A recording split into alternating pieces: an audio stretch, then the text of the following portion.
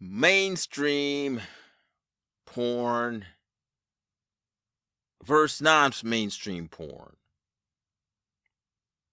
That is the discussion I want to have with you guys today. And it seems to me that many people who talk about the ethics in porn have an issue with mainstream porn. They think that they believe that it has such an influence on how people approach sex and how people represent themselves in terms of sexuality. For instance,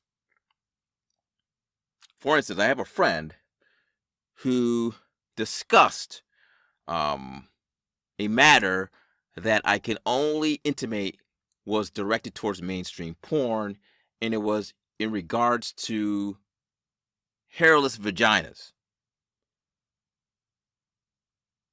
Apparently, in mainstream porn, there are a lot of hairless vaginas, and they think that this has influenced women to have hairless vaginas. Now, there was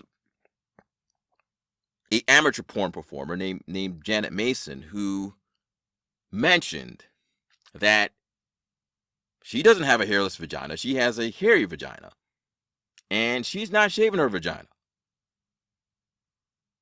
She found it insulting. Now, so I didn't know this was a thing, but some women find it insulting that porn only or disproportionately has hairless vaginas, and they don't have hairy vaginas. They should have women who have hairy vaginas. Now, for me, I guess I just don't. I guess I never saw it that way because I actually like guys who have hairless. I like male porn stars who don't have hairy, or I should say, I like male porn stars who don't have pubic hairs. They have it all shaved off. I didn't find it appealing. I don't find 70s porn appealing where they have guys that have all this hair down on near their penis. And look, it's not really saying it's objectively bad or good. I just don't find it appealing. I'd rather them not have it. That's just me. So I guess a guy who, or women who want guys who have hairy, pubic hairs pubic hairs around their penis, I guess they find it offensive. Now, the bottom line is this. Here's the bottom line. The people who object to mainstream pornography because it pressures women primarily, but even men, to have a certain look. For instance, for men, the arguments that these men disproportionately have larger penises. And it's probably true, even though I've seen men with small penises and male performers who are successful with smaller penises or average sized penises. But I think, yes, in general, if you look at all the male performers, they probably have above average penises. That's true. But Xanderhall was mentioning that, look, that makes men have low self-esteem. They're like, they don't see themselves represented. They don't see themselves represented in the porn fantasy. But see, that's part of the problem, folks. Porn generally projects fantasy, especially when you're talking about scripted porn. They represent fantasies on unrealistic scenarios. It's clearly, obviously fiction. Many of the themes and brazzers are obviously fiction. They're not to be taken seriously as something to be real. But many people will argue, look, since Brazzers, Bang Bros, Naughty America, Evil Angel, since these are mainstream productions and they're popular, they model what their viewers are going to demand their partners either appear like or engage in. So we have to eradicate the contents in mainstream pornography and make sex reflect unfilmed sex. How people have sex in general is that's what mainstream pornography should reflect. And that's why people shouldn't watch it. And here's my problem. Um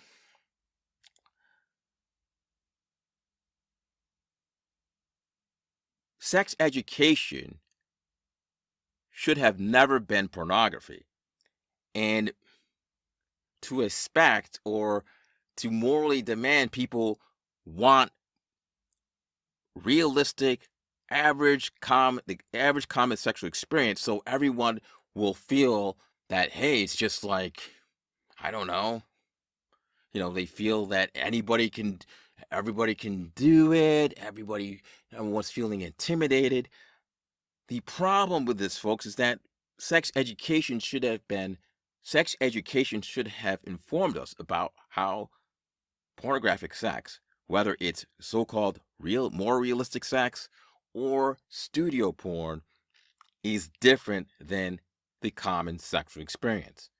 And clearly, if you actually watch it and you analyze it, you can clearly see that there are some fundamental differences.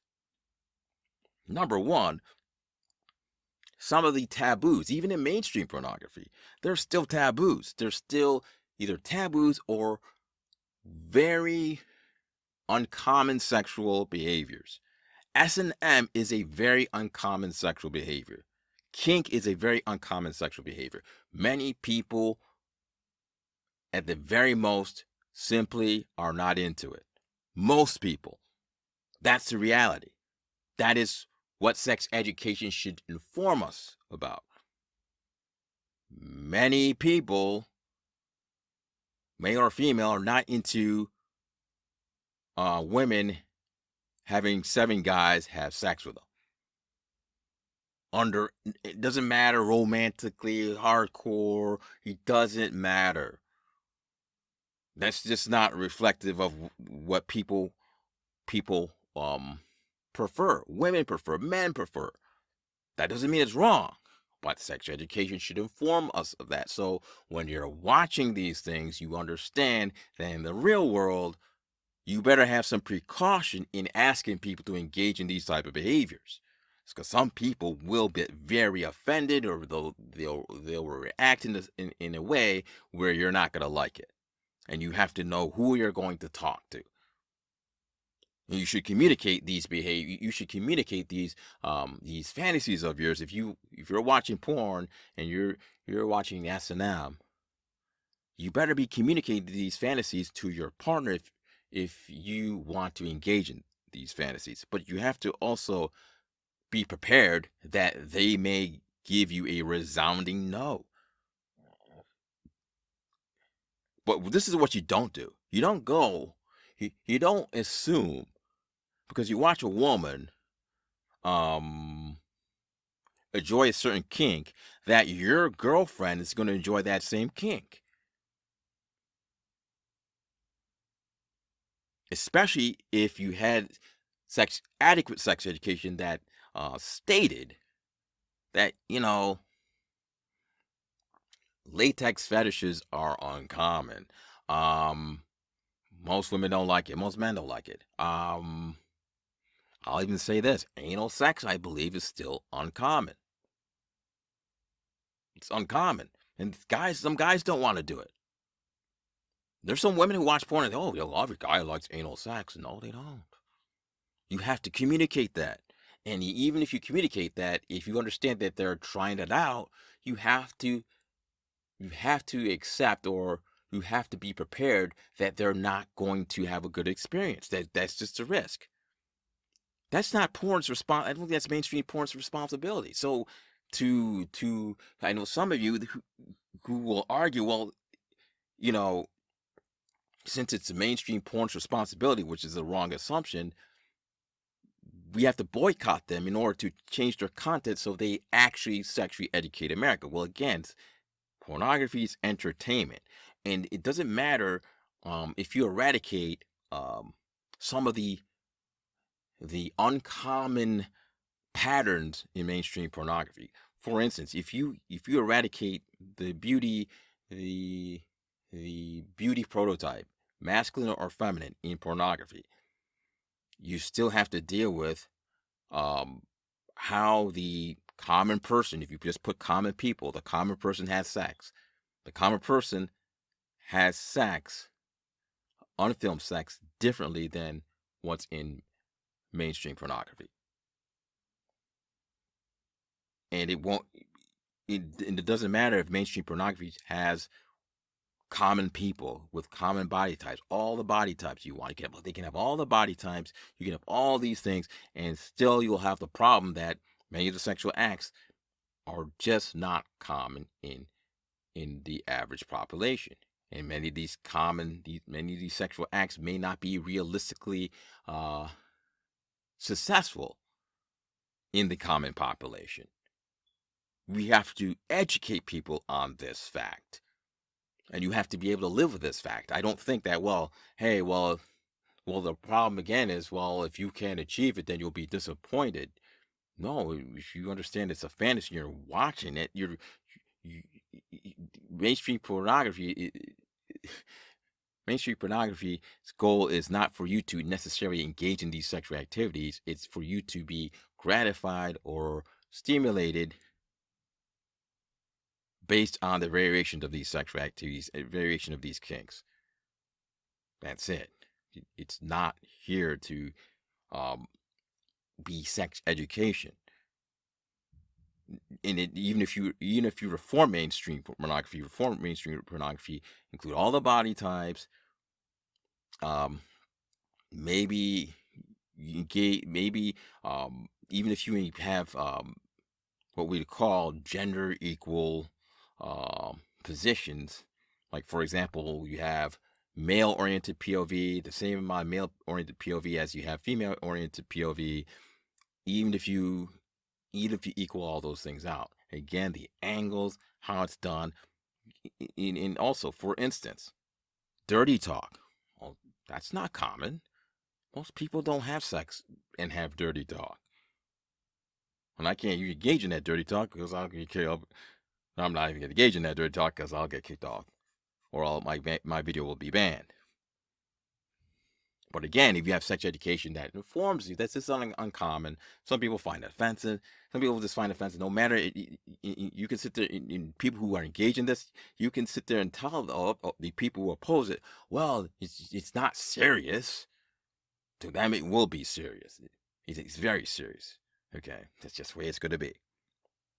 But anyways, again, I think sex education has to be established in America.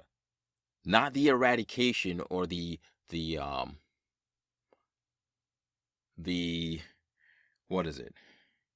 The reforming of mainstream pornography in order to represent common sexual reality.